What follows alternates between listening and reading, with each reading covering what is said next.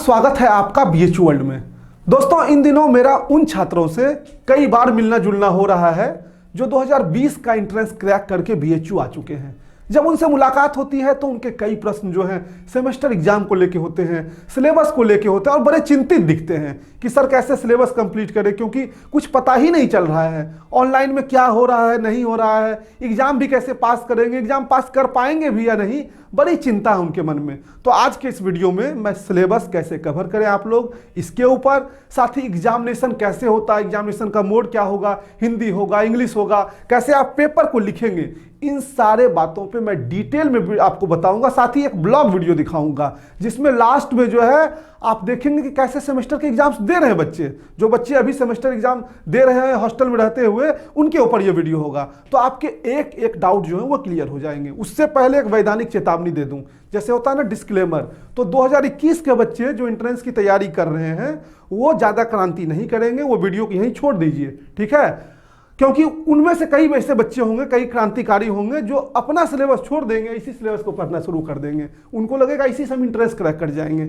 आपके एंट्रेंस का सिलेबस अलग है और ये जो मैं बात कर रहा हूँ ये बीएचयू के सेमेस्टर की सिलेबस बात कर रहा हूँ, यानी कि जो लोग एंट्रेंस क्रैक कर चुके हैं 2021 वालों, ये उन लोगों के लिए है जो यहाँ ऑलरेडी सिलेक्शन ले चुके हैं। तो आप लोग क्रांतिकारिता मत करिएगा, इस वीडियो को यहीं छोड़िए, ठीक है। हाँ, 2021-2020 वाले जो है वो हमारे साथ बने रहिए। तो पहला सवाल होता है कि आप लोगों का सर की सिलेबस जो है वो क्या है, तो वो तो सिलेबस तो आप लोगों को ऑलमोस्ट मिल चुका होगा। जैसे हमारे पास देखिए ये सिलेबस है, ठीक है, ये हिस्ट्री का एक सिलेबस हमारे पास है। आप भी गूगल करेंगे, किसी भी कोर्स के आप हैं, हिंदी के हैं, साइकोलॉजी के हैं, मैथ्स के हैं, बायो के हैं, किसी भी सब्जेक्ट का आप सिलेबस गूगल बस कर देंगे वो मिल जाएगा। गूगल पे नहीं मिल रहा है, आपके व्हाट्सएप ग्रुप बन चुके हैं, वहां कई क्रांतिकारी होंगे जो आपको उपलब्ध करवा देंगे। तो ये तो सिलेबस हो गया।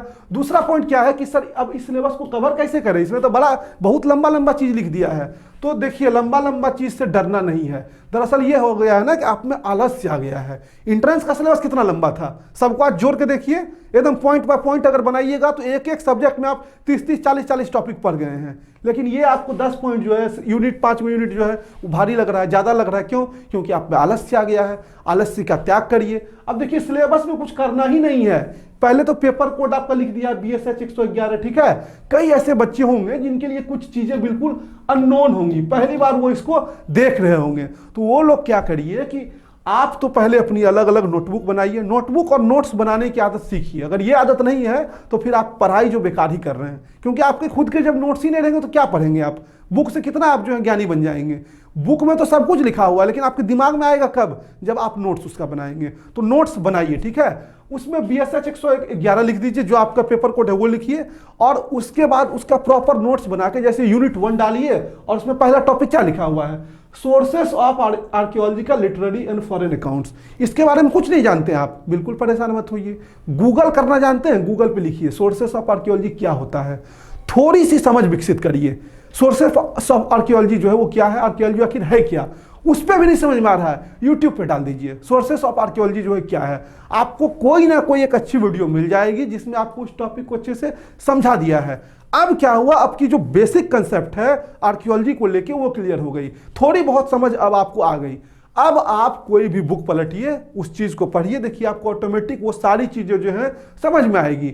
अब बेसिक ही नहीं पता और हम आपको कोई स्टैंडर्ड बुक रिकमेंड कर दिए कि लो इस बुक से पढ़ना शुरू कर दो, नहीं समझ पाएंगे। इसीलिए थोड़ा सा गूगल अभी सहारा लीजिए, गूगल पे सब कुछ उपलब्ध है। हाँ, थोड़ा सा सावधानी से गलत चीजें जो है मत पढ़िएगा, ठीक है। उसके बाद जैसे देखिए यूनिट 2 है, इसी तरह से यूनिट 1 कंप्लीट कर लीजिए।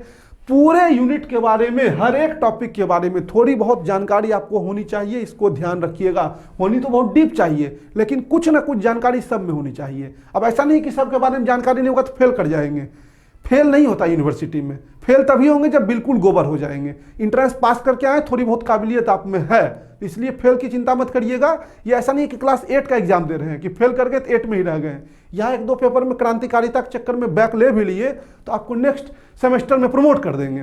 नेक्स्ट सेमेस्टर में फिर आपको मौका मिलेगा कि क्या क्रांतिकारी पिछले साल जो बैक लिए थे इस साल देना चाहेंगे आप फर्स्ट सेमेस्टर का पेपर थर्ड सेमेस्टर में अपने जूनियर्स के साथ। तो जूनियर्स के साथ बैठने में हो सकता है थोड़ी बहुत शर्मिंदगी महसूस हो, क्योंकि बैक लेके आप गए होंगे, उनके साथ बैठेंगे, अरे भैया क्या कर रहे हैं यहाँ पे, ये दीदी क्या कर रही हैं, मैम क्या कर रही हैं, सर क्या कर रहे हैं यहाँ पे। तो लगेगा थोड़ा बहुत कि अरे नहीं यार ऐसा नहीं करना चाहिए था, तो इसीलिए अच्छे से पेपर को दीजिएगा। तो इस तरीके से आप पहले पूरा सिलेबस कंप्लीट कर लीजिएगा, क्योंकि फेल होने का कोई मतलब यहाँ पे आपका बनता नहीं है, फेल होंगे भी नहीं, ठीक। उसके बाद हमारा नेक्स्ट पॉइंट क्या आता है, नेक्स्ट पॉइंट आता है कि सर ये बताइए कि एग्जाम का पैटर्न क्या होता है। आप सिलेबस कंप्लीट करने के लिए बता दिए, उस तरीके से पूरा सिलेबस पढ़ लेंगे, लेकिन क्यों पढ़ेंगे, कुछ तो होता होगा एग्जाम का पैटर्न। जैसे बीएचयू एंट्रेंस में हम दे दिए ऑब्जेक्टिव टाइप, तो ऑब्जेक्टिव नहीं होता है, यहाँ डिस्क्रिप्टिव पेपर होता है। अधिकांश लोगों को पता चल गया होगा कि दो फॉर्मेट में ये डिवाइडेड है। एक होता है आपका 30 मार्क्स का इंटरनल एग्जाम और 70 मार्क्स का एक्सटर्नल। अगर विश्वविद्यालय खुला होता तो आपके इंटरनल एग्जाम्स हो गए होते अभी तक। इंटरनल एग्जाम में हो सकता है 10-10 मार्क्स के जो है वो 3 सेक्शन बना दे टीचर। ये टोटली उस टीचर पे डिपेंड करता है जो आपकी क्लासेस ले रहे हैं। या हो सकता है वो 20 मार्क्स का टेस्ट ले ले, 10 मार्क्स का असाइनमेंट दे दे, या ऐसा भी हो सकता है कि वो 10 मार्क्स आपके अटेंडेंस पे दे, 10 मार्क्स जो है आपके टेस्ट पे दे और 10 मार्क्स का अलग से असाइनमेंट दे। तीन वो फॉर्मेट, वो तीनों चारों फॉर्मेट जो उनके मन में आए वो उसको अपना के आपको मार्क्स देंगे, 30 मार्क्स, ठीक है। उसके बाद जो 70 मार्क्स का एग्जाम होता है उसको कहते हैं एक्सटर्नल एग्जाम। उसके लिए बाकायदा आपकी एडमिट कार्ड आती है। एडमिट कार्ड पे जो है वो डेट, आपका डेट, एग्जाम, ये सब लिखा होगा, सेंटर लिखा होगा कि कहाँ आपको एग्जाम देना, बीएचयू में ही देना होगा, ठीक है। जो लोग एफिलिएटेड में भी एडमिशन लिए हैं उनका भी एग्जाम बीएचयू में ही होता है। तो आपका सेंटर लिखा होगा, वहाँ जाएंगे तो जैसे एकदम बोर्ड वाला एग्जाम दिए थे ना, गार्डिंग होता था, टीचर रहते थे, उसी तरीके से यहाँ भी जो है एकदम गार्डिंग अब फील होगा आपको। गार्डिंग आएंगे टीचर, 2 दिन 4 घूमते रहेंगे कि इधर उधर तो नहीं कर रहे, इधर उधर कर नहीं पाएंगे वैसे, ठीक है। ये सब चीज नहीं होता है। तो उसमें आपका 70 मार्क्स का एग्जाम होगा। ओबीई अभी हो रहा है ऑनलाइन बुक एग्जामिनेशन, ठीक है। तो अभी तो ऑनलाइन कर रहा हूं, ओपन बुक एग्जामिनेशन। लेकिन इसके पहले जो पैटर्न था उस पैटर्न को भी थोड़ा सा देख लीजिए। उसके बाद ओबीई की बात करेंगे। अब देखिए, अभी हम आपको बताए थे ना, ये सिलेबस है। देखिए सिलेबस में क्या लिखा हुआ है, वैदिक पीरियड, नेचर ऑफ वैदिक literature, political and social and economic religious life of वैदिक पीपल, ठीक है। अब देखिए जब प्रश्न हम देखेंगे तो प्रश्न जो है सेक्शन वाइज डिवाइडेड था। सेक्शन ए कह रहा है कि 50 वर्ड में जो है आंसर देना है जितने क्वेश्चंस हैं, और उसमें से जो है आपको 2-2 नंबर हम सब सही के लिए दे देंगे, तो मिल जाएगा 2-2 अगर सही लिख देंगे तो। सेक्शन बी कह रहा है कि answer is the question in 250 word, और एक क्वेश्चन में आपको अथवा करके दे दिया कि इस दोनों में कोई एक करिए। 10 नंबर का एक क्वेश्चन है, 250 वर्ड में ऑलमोस्ट आपको लिखना है, यानी कि ऑलमोस्ट 2.5 से 3 पेज में। और तीसरा सेक्शन आपका कहता है, सेक्शन 3 जो है यानी कि सी 100, ये कहता है कि 500 वर्ड में लिखना है आपको। 2 क्वेश्चन दे रहे हैं, 5 और 6, तो इसमें भी ऑप्शन दे रहे हैं, दोनों में कोई एक क्वेश्चन जो है वो कर दीजिए। अब कुछ लोगों के मन में होगा कि सर यही दोनों कर देते, नहीं, जो 5 में दिया है 5 में से दोनों में से कोई एक, 6 में से दोनों में से कोई एक, ऐसा करना होता था। लेकिन अभी आपको ये नहीं करना है, इसीलिए इसको कचरे में डालिए। आपके काम का भी नहीं, आपके काम का क्या है, ओबीई। जब तक आप यहां पहुंचेंगे खुद ही समझदार हो जाएंगे, हमारे वीडियो की आपको जरूरत नहीं पड़ेगी। अभी क्या होना है, अभी होना है OBE paper, open book examination, ये ठीक है। अभी क्या होना है, अभी होना है ओबीई। तो ओबीई कैसे होगा, तो ओबीई आपका ऑनलाइन मोड में होगा। ऑनलाइन मोड में क्या, ऑनलाइन कैसे देना है, आपके घर में क्या कैमरा होना चाहिए, लैपटॉप में कुछ नहीं होना चाहिए, ऐसा कैमरा वगैरह नहीं होना चाहिए। अब एक बच्चा पूछ रहा था कि सर चोरी कर लेंगे, तो अरे बुक ही खोल के लिखना है भाई, चोरी क्या करोगे, बुक खोल के लिख दो। कही रहा है ओपन बुक एग्जामिनेशन, किताब खोलिए, लिख के छाप दीजिए। अब ये क्वेश्चन इंटरनेट से लिख सकते हैं, क्यों नहीं लिख सकते हैं। उसके बाद एग्जाम का मीडियम क्या होगा, तो ये आपका हिंदी भी हो सकता है, इंग्लिश भी हो सकता है। अच्छा, एक बच्चा बड़ा बढ़िया क्वेश्चन पूछा इस पे, कहा सर हम इंटरनल चाहते हैं कि हिंदी में दे दें, एक्सटर्नल चाहते हैं कि इंग्लिश में दे दें। बिल्कुल दे दीजिए, कोई नहीं रोक है। अगर आप चाहते हैं इंटरनल इंग्लिश में देना, दे दीजिए। एक्सटर्नल हिंदी में देना, लिखना चाहते हैं, लिख दीजिए। अच्छा, एक बच्चा और बढ़िया क्वेश्चन पूछा, कहा सर हम मान लीजिए कि BSH 111 का पेपर जो है वो लिखना चाहते हैं हिंदी में। अब BSH 112 का पेपर, यानी कि हिस्ट्री में 2 पेपर सपोज करिए, एक पेपर ए, पेपर बी, ठीक है। मैथ्स में भी इसी तरह से 2 होंगे, बायो में भी अलग अलग सब्जेक्ट जो फॉलो करता होगा। तो मान लीजिए 2 पेपर है, एक पेपर को हम हिंदी में लिखना चाहते हैं, दूसरे को इंग्लिश में लिखना चाहते हैं, ऐसा कर सकते हैं। बिल्कुल आप ऐसा भी कर सकते हैं, कोई रोक नहीं है। आपको उसी पेपर में दोनों लैंग्वेज प्रयोग नहीं करना। एक क्रांतिकारी क्या पूछा, कहा सर क्वेश्चन नंबर 5 हिंदी में लिखेंगे, क्वेश्चन नंबर 6 हिंदी में इंग्लिश में लिख देंगे, ऐसा नहीं कर सकते हैं। इस चीज पे जो है बाध्यता है। क्वेश्चन नंबर 5 अगर आप हिंदी में लिख रहे हैं तो क्वेश्चन नंबर 6 भी हिंदी में लिखना पड़ेगा, और उस पूरे पेपर का सब क्वेश्चन आपको हिंदी में ही लिखना पड़ेगा, ठीक है। तो एक ही पेपर में आप लैंग्वेज मिक्स नहीं कर सकते हैं। बाकी आपको ये पेपर हिंदी में लिखना, हिंदी में लिख दीजिए, अगला पेपर इंग्लिश में लिखना, लिख दीजिए। यूनिवर्सिटी में इस तरह का कोई प्रेशर जो है वो नहीं होता है। उसके बाद how to write answers and how to gain good marks. तो गुड मार्क्स के लिए इंटरनल एक्सटर्नल आपको दोनों देखना होगा। तो इंटरनल में पहले बढ़िया से फोटो वोटो बढ़िया से लगा के असाइनमेंट बनाइएगा, फर्स्ट पेज को एकदम कलर उलर करके चमका के उनको टाइम पे मेल कर दीजिएगा। टाइम पे मेल करेंगे तो अच्छा मार्क्स मिलेगा, ये ध्यान रखिएगा। बढ़िया थोड़ा कुछ लिखा होना चाहिए, ऐसा नहीं बिना कंटेंट के मेल कर दीजिएगा, ठीक है। हाँ, लेट करेंगे तो आपको लगेगा कि सर एक्सेप्ट तो कर लिए, लेकिन जब वो मार्क्स देंगे तो आपको दिख जाएगा, दूसरे को दे देंगे 25, आपको दे देंगे 23 उसी सेम कंटेंट के लिए। अब आपको लगेगा अरे यार 23 तो मिल ही गया, कोई दिक्कत नहीं है। दिक्कत हो जाएगा बाबू जब आपका एक्सटर्नल होगा और आपके दोस्त को आ जाएगा 80 और आपको आ जाएगा 79 79, तब आपको दिक्कत हो जाएगा, क्योंकि आपका हो जाएगा 7 पॉइंट, उसका बन जाएगा 8 पॉइंट। तो ये जो है आपका बड़ा मार्क्स क्रिएट कर देगा, बड़ा अंतर, समझे। तो इसलिए जो है समय पे सब कुछ करना सीखिए, आपको अच्छे मार्क्स आ जाएंगे। साफ साफ हैंडराइटिंग में लिखिएगा। अभी क्या है कि अभी आपको अभी का जो ऑनलाइन पेपर हो रहा है वो कह रहा है कि 8 पेपर देंगे। पहले तो ये आपको सारा गाइडलाइन दे दिया कि सब जो है 8 क्वेश्चंस लिखा होगा, आपके जो भी पेपर होंगे उसको लेके गाइडलाइन होता है, ठीक है।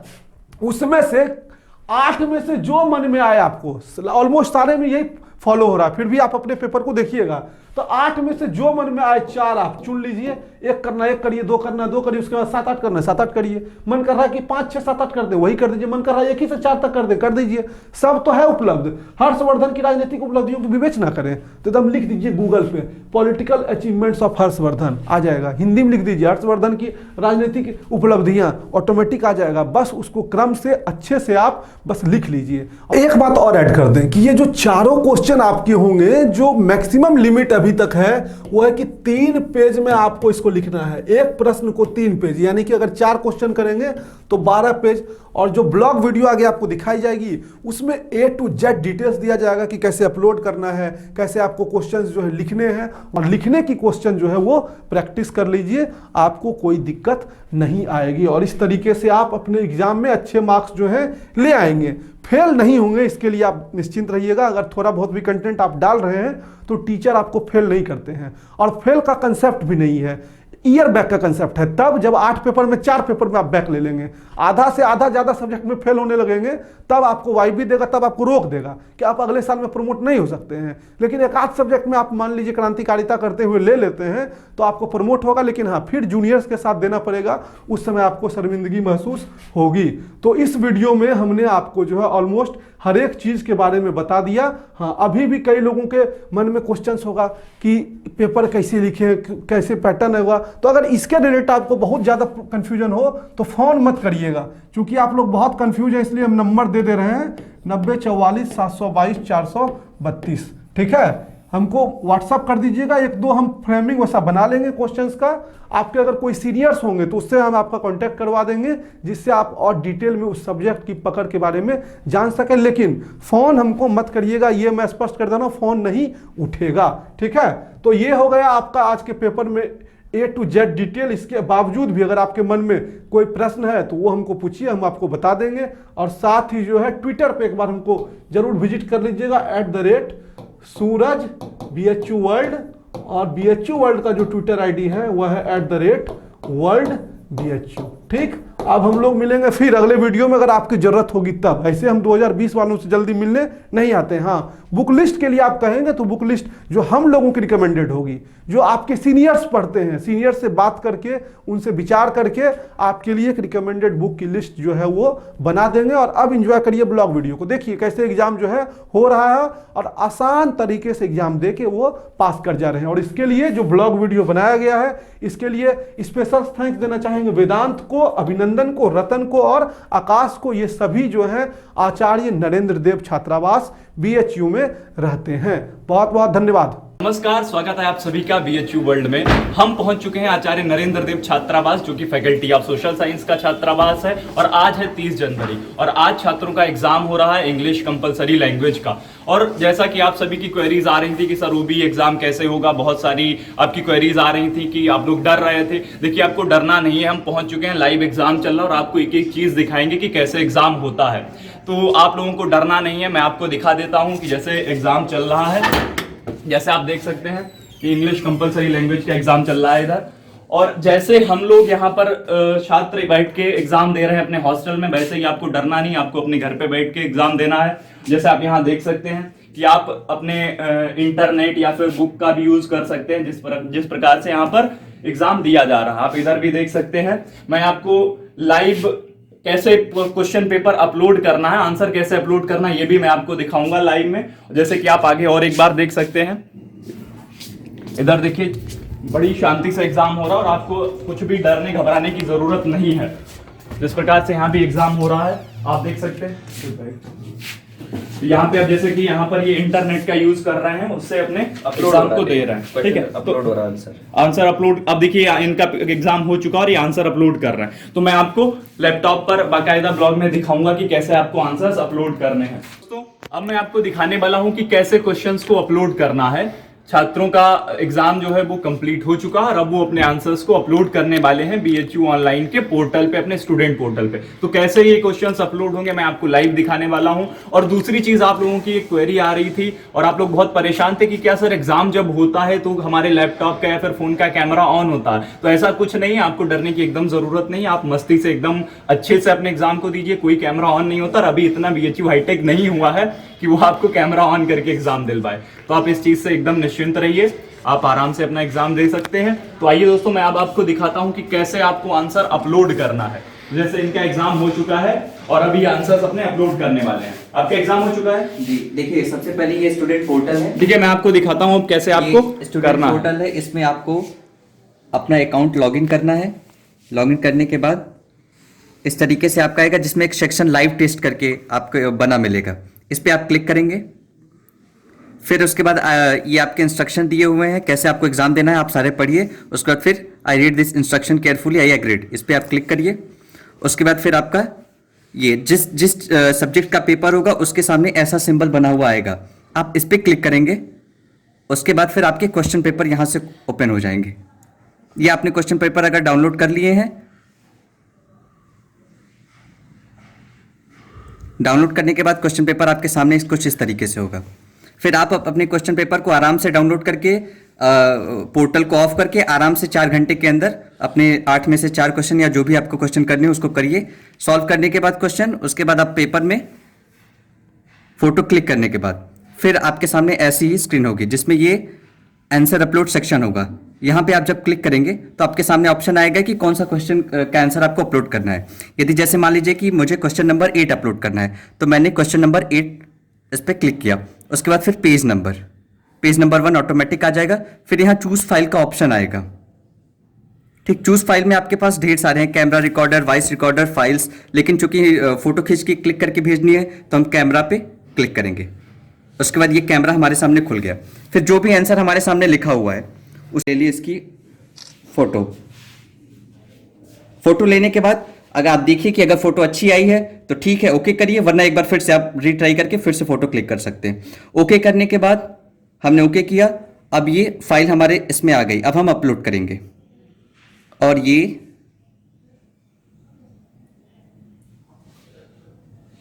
और ये 100% अपलोड हो गया। ये देखिए क्वेश्चन नंबर 8 में एक पेज मेरा अपलोड हो गया। अब मान लीजिए कि उस क्वेश्चन का दूसरा पेज हमें अपलोड करना है, तो फिर हम आएंगे इस आंसर अपलोड सेक्शन में सिलेक्ट वाले ऑप्शन पे। सिलेक्ट वाले ऑप्शन पे क्वेश्चन नंबर 8 है, 8 को क्लिक करेंगे। फिर यहाँ पे पेज नंबर 2, उसके बाद फिर से चूज फाइल पे आएंगे और चूज फाइल पे आने के बाद फिर से कैमरे का ऑप्शन हमारे सामने है। ऑप्शन पे क्लिक करने के बाद ये फिर से हम फोटो क्लिक करेंगे और फोटो क्लिक करने के बाद फिर मेरे पास ऑप्शन है कि अगर फोटो सही आई है तो ओके, अदरवाइज मैं फिर से रीट्राई करूंगा। लेकिन फोटो ठीक आई है इसलिए हम ओके करते हैं। ओके करने के बाद फिर से अपलोड होने के बाद ये देखिए और ये हमारा 100% लगभग अपलोड हो गया।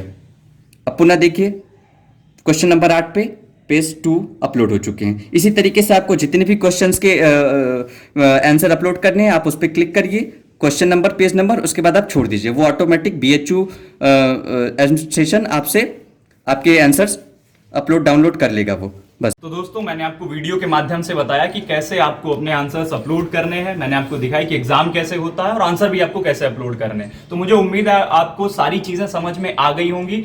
और रही बात कि एग्जाम को लेकर, तो आपको डरने की एकदम जरूरत नहीं है। आप आराम से जिस दिन आपका एग्जाम होगा उससे पहले आपको ट्रायल भी करके दिखाया जाएगा कि कैसे आपको अपने आंसर्स को अपलोड करना है। तो सबसे पहले आपको अपना क्वेश्चन पेपर डाउनलोड करना है और और उसके बाद फिर ये जरूरी नहीं है कि आप अपने पोर्टल पर लॉग इन ही रहें। फिर आप अपना जब पूरा क्वेश्चन पेपर कर लेंगे फिर आप दोबारा लॉग इन करेंगे और अपने आंसर्स अपलोड कर देंगे। और क्वेश्चन पेपर डाउनलोड करने से पहले आप एक बार ये चेक कर लीजिएगा कि ये 2020-21 का ही क्वेश्चन पेपर है कि नहीं है। तो मैंने आपको सारी चीजें बताई, अब आपको डरने की घबराने की कोई जरूरत नहीं है। आपकी सारी क्वेरीज लगभग सॉल्व हो गई होंगी, और अगर फिर भी अगर आपकी कोई क्वेरी है तो आप कमेंट बॉक्स में कमेंट करके बताइए, हम उस पर जरूर वीडियो बनाएंगे।